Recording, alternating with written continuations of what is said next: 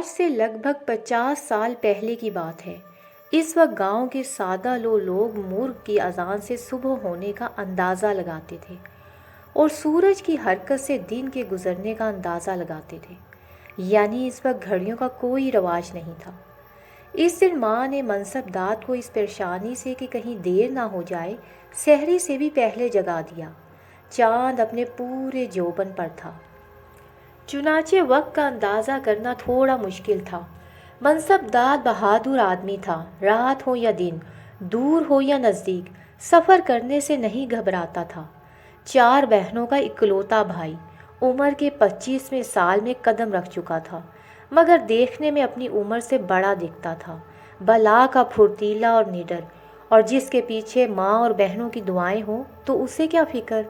سو وہ بھی اللہ کا نام لے کر منڈی کی طرف چل پڑا۔ منڈی اس کے گاؤں سے کافی دور تھی اور اسے یہ سفر اپنے بیل کو لیے پیدل ہی طے کرنا تھا۔ سو وہ چل پڑا۔ وہ چل یار جلدی چل، وہ بیل کو ہانکتے ہوئے جا رہا تھا۔ گرمیوں کا موسم اور جولائی کا مہینہ تھا، مگر گھر سے باہر کھلی فضا میں آتے ہی منصب داد کی طبیعت کھل سی گئی۔ ہر طرف خنک ہواؤں نے اس کی سستی دور کر دی اور وہ گنگناتے ہوئے چلنے لگا۔ اچانک اسے اپنے آس پاس ہنسنے کھلکھلانے کی آوازیں آنے لگیں۔ ایک لمحے کو تو اس کے قدم رک سے گئے۔ بہادری اپنی جگہ، تاہم وہ انسان تھا اور اچانک رونما ہونے والی کسی بھی بات سے انسان بوکھلا ضرور جاتا ہے۔ چنانچہ ایک لمحے میں ہی اس کے جسم پہ رونگٹے کھڑے ہو گئے اور وہ اپنے ارد گرد دیکھنے لگا، مگر اسے کچھ نظر نہ آیا۔ تم آدم زاد ہو، تم ہمیں نہیں دیکھ سکتے جب تک ہم خود نہ چاہیں۔ اپنے بے حد قریب کی اس آواز نے منصب داد کے قدم روک دیے اور وہ دل ہی دل میں آیت الکرسی کا ورد کرنے لگا۔ ڈر مت، تم خوش قسمت ہو کہ ہم سے آ ٹکرائے۔ اگر تم کسی غیر مسلم کے سامنے ہوتے تو اس وقت تک یہاں نہ ہوتے۔ منصب داد کے کانوں میں آواز آئی۔ ان لفظوں نے اسے یہ تو بتا دیا کہ جو بھی غیر مرئی مخلوق ہے وہ ہے تو مسلمان۔ سو اس کے دل کو تھوڑا حوصلہ ہوا، اور ویسے بھی وہ جیدار آدمی تھا اور کلام پاک کا ورد اس کی زبان پہ جاری و ساری تھا، ہمیشہ کی طرح۔ اور جب کلام برحق ایک مسلمان کے سینے میں ہو اور زبان پر بھی ورد جاری ہو تو کوئی بھی غیر مرئی مخلوق اس کا کچھ نہیں بگاڑ سکتی۔ منصب داد کو دوبارہ آواز آئی، آنکھیں بند کر اور پھر دوبارہ کھول، ہم تیرے سامنے کھڑے ہوں گے۔ منصب داد نے آنکھیں بند کر لی اور جب آنکھیں کھولیں تو اپنے سامنے پست طاقت 3 جن دیکھے۔ ان کی آنکھیں سرخ اور پلکوں کے بغیر تھیں، جو دیکھنے والے کو خوفزدہ کر دیتی تھیں۔ بال بھی سرخ تھے اور ان کی جلد چمکتی ہوئی محسوس ہوتی تھی۔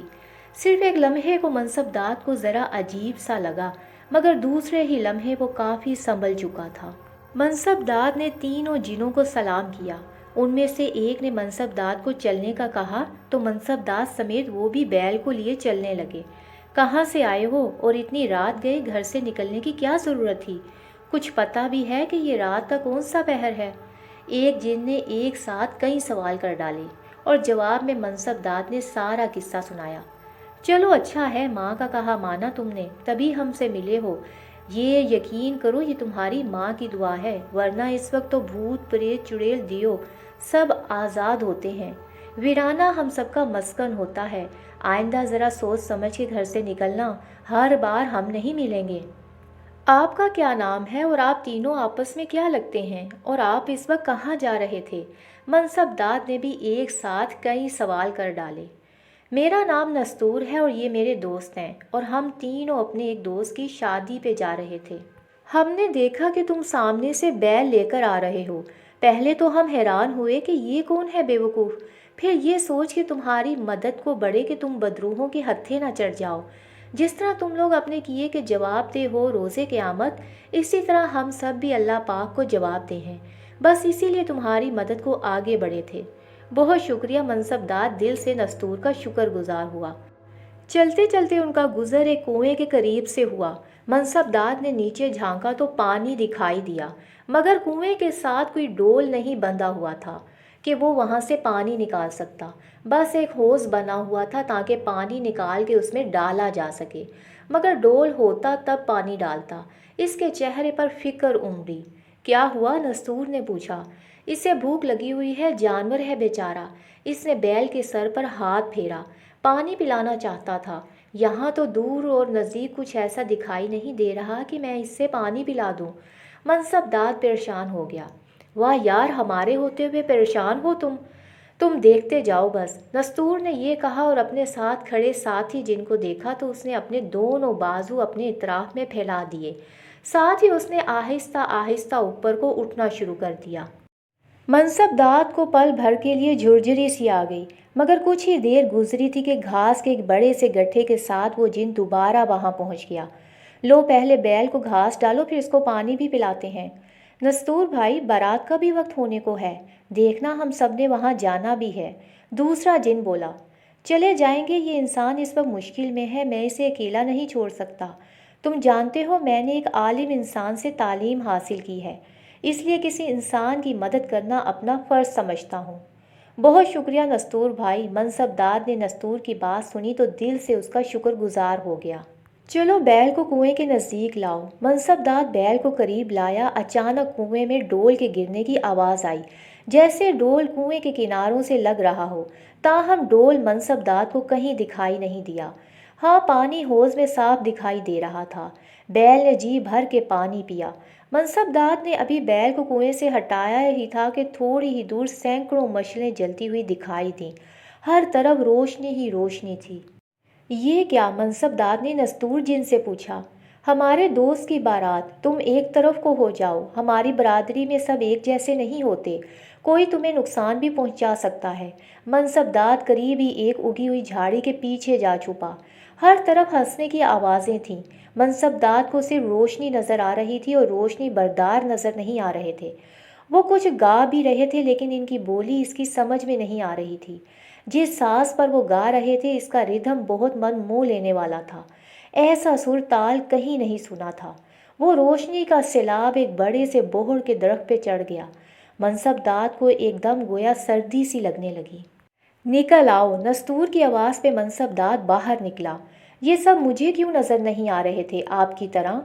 آدم زاد عام حالت میں جنات کو دیکھنے کی صلاحیت نہیں رکھتے جب تک کہ جن خود آدم زاد کے سامنے خود کو ظاہر نہ کر دے، ماں سوائے بہت چھوٹے بچوں کے۔ ہاں، تبھی مائیں شام کے وقت بچوں کو باہر نہیں نکلنے دیتی۔ منصب داد نے نستور کی بات کی تصدیق کی۔ ہاں، یہی بات ہے۔ وہ چلتے جا رہے تھے اور صبح کاذب کی روشنی دکھائی دینے لگی۔ تم نے جو راستہ اختیار کر لیا تھا وہ اصل راہ سے ہٹ کے تھا۔ شکر ہے کہ ہم مل گئے تجھے، اور تمہارا راستہ بھی کم ہو گیا۔ نستور بتا رہا تھا اور منصب داد اندازہ کر رہا تھا کہ وہ صحیح کہہ رہا ہے، کیونکہ انجانے میں وہ اصل سے ہٹ گیا تھا، تبھی تو وہ ان جنوں کے سامنے آ گیا تھا۔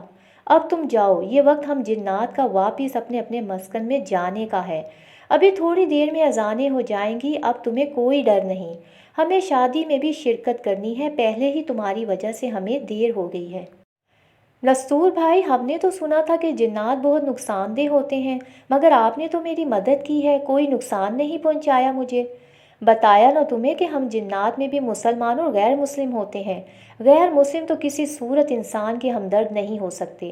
ہاں، ہم مسلمان تب تک آدم ذات کو نقصان نہیں پہنچاتے جب تک وہ ہمیں نقصان نہ پہنچائے، مگر ہمیں تو آپ نظر ہی نہیں آتے نستور بھائی، تو ہم کیسے آپ کو نقصان پہنچا سکتے ہیں؟ منصب داد نے جاننا چاہا۔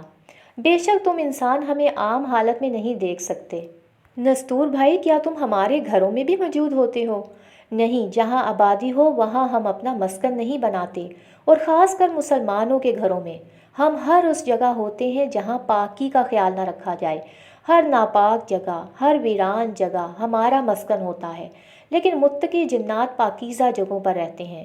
چلو اب جاؤ، تمہیں دیر ہو رہی ہے اور ہمیں بھی۔ ایک آخری بات، آپ سے بچنے کا کوئی طریقہ؟ بہت آسان، صرف کلام اللہ، خود کو پاک صاف رکھنا، گھر کو پاک صاف رکھنا۔ گھر میں کلام اللہ کی آواز جب گونجتی ہے تو تمام شیاطین تک بھاگ جاتے ہیں، ہر بلا بھاگ جاتی ہے۔ ویسے بھی مسلمان جو اللہ پاک کا ذکر کرتا ہو اس کے قریب کوئی بدروح، کوئی شیطان نہیں آ سکتا۔ یہ کہہ کر نستور نے اللہ حافظ کہا اور یکدم غائب ہو گیا۔ قریب کہیں صدائے حق کی آوازیں آنے لگی اور منصبدار نے قدم تیز اٹھانے شروع کر دیے تاکہ معبود برحق کے سامنے سجدہ ریز ہو سکے کہ وہی عبادت کے لائق ہے اور اسی کے آگے جھکنے میں ہماری بہتری اور کامیابی ہے۔